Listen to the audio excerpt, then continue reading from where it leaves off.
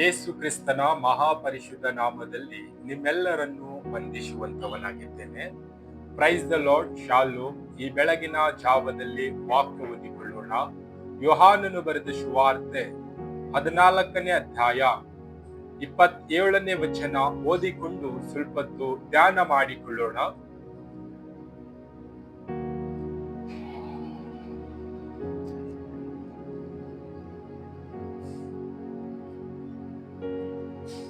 ಶಾಂತಿಯನ್ನು ನಿಮಗೆ ಬಿಟ್ಟು ಹೋಗುತ್ತೇನೆ, ನನ್ನಲ್ಲಿರುವಂತ ಶಾಂತಿಯನ್ನು ನಿಮಗೆ ಕೊಡುತ್ತೇನೆ.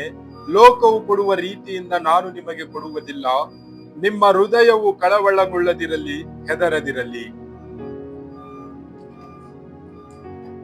ನಾವು ವಾಕ್ಯದಲ್ಲಿ ನೋಡುವಾಗ ತಂದೆಯಾದ ದೇವರು ಯೇಸು ಕ್ರಿಸ್ತನು ಈ ರೀತಿಯಾಗಿ ಹೇಳುತ್ತಾನೆ, ನಾನು ನಿಮಗೆ ಶಾಂತಿಯನ್ನು ಕೊಡುತ್ತೇನೆ, ಲೋಕವು ಕೊಡುವ ರೀತಿಯಲ್ಲಿ ನಾನು ಕೊಡುವುದಿಲ್ಲ. ನನ್ನಲ್ಲಿರ್ತಕ್ಕಂಥ ಶಾಂತಿಯನ್ನು ನಿಮಗೆ ಬಿಟ್ಟು ಹೋಗುತ್ತೇನೆ. ಹೆದರದಿರಿ, ಕಳವಳಗೊಳ್ಳಬೇಡಿರಿ, ಧೈರ್ಯದಿಂದ ಇರಿರಿ ಎಂಬುದಾಗಿ ವಾಕ್ಯದಲ್ಲಿ ನಾವು ನೋಡುತ್ತಾ ಇದ್ದೇವೆ. ನಾವು ಈ ಒಂದು ದಿನದಲ್ಲಿ ಈ ಲೋಕದಲ್ಲಿ ಜೀವಿಸುವಾಗ ಯಾವ ರೀತಿಯಾಗಿ ಜೀವಿಸ್ತಾ ಇದ್ದೇವೆ? ನಮ್ಮಲ್ಲಿ ಶಾಂತಿ ಇಲ್ಲ, ಸಮಾಧಾನ ಇಲ್ಲ ಎಂಬುದಾಗಿ ನಾವು ಭಯ ಬಿದ್ದವರಾಗಿ ಜೀವಿಸುತ್ತಾ ಇದ್ದೇವಾ? ನಾವು ಕಳವಳಗೊಳ್ಳುತ್ತಾ ನಾವು ಈ ಲೋಕದಲ್ಲಿ ಜೀವಿಸುವಾಗ ಆತಂಕದಿಂದ ಜೀವಿಸುತ್ತಾ ಇದ್ದೇವಾ? ಈ ಒಂದು ದಿನದಲ್ಲಿ ನಾವು ಯಾವ ರೀತಿಯಾಗಿ ಜೀವಿಸ್ತಾ ಇದ್ದೇವೆ? ಶಾಂತಿ ಸಮಾಧಾನದಿಂದ ನಾವು ಜೀವಿಸ್ತಾ ಇದ್ದೇವಾ? ತಂದೆಯಾದ ದೇವರು ಯೇಸು ಕ್ರಿಸ್ತನು ತನ್ನಲ್ಲಿರ್ತಕ್ಕಂಥ ಶಾಂತಿಯನ್ನು ನಮಗೆ ಬಿಟ್ಟು ಹೋಗಿದ್ದಾನೆ. ಆ ಶಾಂತಿಯನ್ನು ನಾವು ಧರಿಸಿಕೊಂಡು ನಾವು ಶಾಂತರಾಗಿ ಈ ಲೋಕದಲ್ಲಿ ಜೀವಿಸ್ತಾ ಇದ್ದೇವಾ? ನಮ್ಮಲ್ಲಿ ಅನೇಕ ಆಲೋಚನೆಗಳಿರಬಹುದು, ಅನೇಕ ಕೆಲಸ ಕಾರ್ಯಗಳು ನಮ್ಮಲ್ಲಿರಬಹುದು. ಇದ್ದಾಗಲೂ ನಾವು ಸಮಾಧಾನವಾಗಿದ್ದುಕೊಂಡು ಅವೆಲ್ಲವನ್ನು ಮಾಡುವಂತವರಾಗಬೇಕು.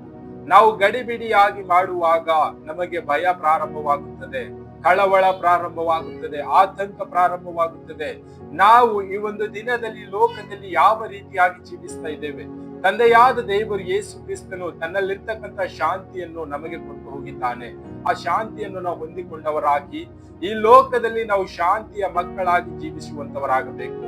ಮತ್ತು ಅನೇಕ ಜನರಿಗೆ ನಾವು ನಿಜವಾದ ದೇವರು, ತಂದೆಯಾದ ದೇವರು ಯೇಸು ಕ್ರಿಸ್ತನು ನಿಜವಾದ ದೇವರಿದ್ದಾನೆ. ಆತನು ನಮಗೆ ಈ ಲೋಕದಲ್ಲಿ ಜೀವಿಸುವುದಕ್ಕಾಗಿ ತನ್ನಲ್ಲಿರ್ತಕ್ಕಂಥ ಶಾಂತಿಯನ್ನು ನಮಗೆ ಕೊಟ್ಟು ಹೋಗಿದ್ದಾನೆ.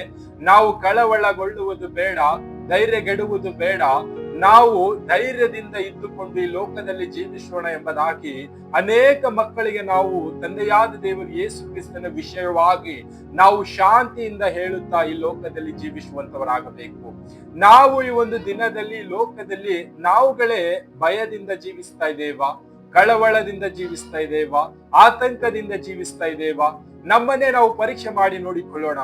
ನಮ್ಮಲ್ಲಿ ವಿಶೇಷವಾಗಿ ತಂದೆಯಾದ ದೇವರು ನಮಗೆ ಏನು ಬಿಟ್ಟು ಹೋಗಿದ್ದಾನೆ ಎಂಬುದಾಗಿ ನೋಡುವಾಗ ತನ್ನಲ್ಲಿರ್ತಕ್ಕಂಥ ಶಾಂತಿಯನ್ನು ನಮಗೆ ಬಿಟ್ಟು ಹೋಗಿದ್ದಾನೆ.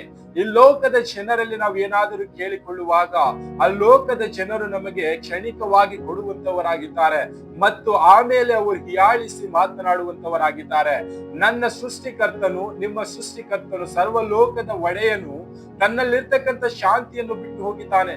ಆ ಶಾಂತಿಯನ್ನು ಧರಿಸಿಕೊಂಡು ನಾವು ಈ ಲೋಕದ ಜೀವಿಸುವ ಎಲ್ಲ ಕಾಲ ಸಮಾಧಾನವಾಗಿ ನಾವು ಶಾಂತರಾಗಿ ಜೀವಿಸಲಿ ನನ್ನ ಮಕ್ಕಳೆಂಬುದಾಗಿ ಆತನು ಶಾಂತಿಯನ್ನು ಬಿಟ್ಟು ಹೋಗಿದ್ದಾನೆ.